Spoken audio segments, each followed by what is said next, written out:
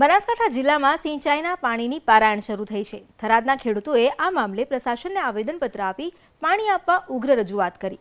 તો બીજી તરફ કેનાલમાં વારંવાર પડતા ગાબડાઓ મુદ્દે ધારાસભ્યોએ અધિકારીઓને આડે હાથ લીધા। ભર શિયાળે બનાસકાંઠામાં સિંચાઈની સમસ્યા મોં ફાડીને ઊભી છે। ધરતીપુત્રો પાણી માટે ટળવળી રહ્યા છે। એમાંય સરહદી વિસ્તારના ગામે ગામ પાણીનો પોકાર શરૂ થઈ ગયો છે। આ સ્થિતિ વચ્ચે થરાદ તાલુકા કિસાન સંઘર્ષ સમિતિએ સુજલામ સુફલામ કાચી નહેરને નેનાવા બોર્ડર સુધી લંબાવવા માંગ કરી।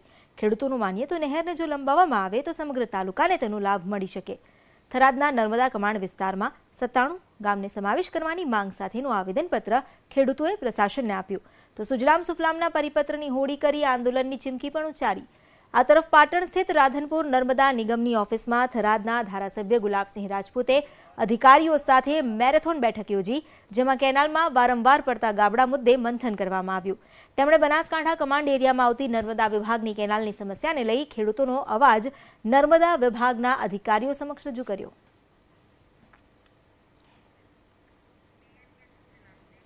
આગળ જે મેં 1500 ખેડૂત આ કેનાલમાં મેં જમીન સંપાદન થયેલી છે। એનાની અંદર નેનાવા બોર્ડર સુધી લંબાવવાની હતી। અમારા તળાવ પાક દ્વારા ભરવાના હતા, જે પણ પાણીનો ભરણ નથી। અમને પાણી મળતું નથી પૂરતું। અમે કોલમાં હોદો છો, મોટી મોટરો કરો છો, અમારા લોડ વધારા અમારાથી પૂરા થતા નથી। ત્યારથી સરકારને વારંવાર રજૂઆત કરી। 2004થી રજૂઆત 5 થી રજૂઆત કરવા માંડ્યા હતા। આજ 20 સુધી રજૂઆત કરી, પણ ક્યારે પાણીનો કોઈ પણ મારો પ્રશ્ન પૂરો કર્યો નથી।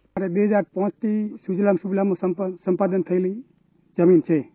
પાણીની વારંવાર રજૂઆત કરીએ છતાં અમારો કોઈ પ્રશ્ન કે અમને કોઈ ઉત્તર જવાબ મળતો નથી।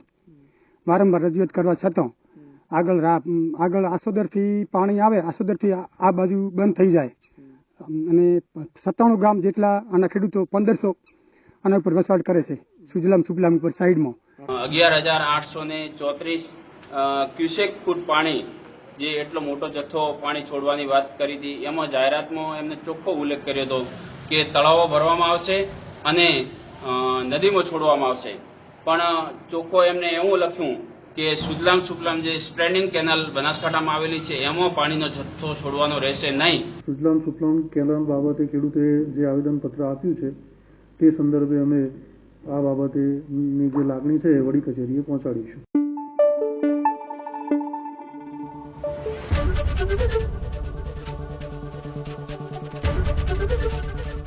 एबीपी अस्मिता, गुजरात में अस्मिता।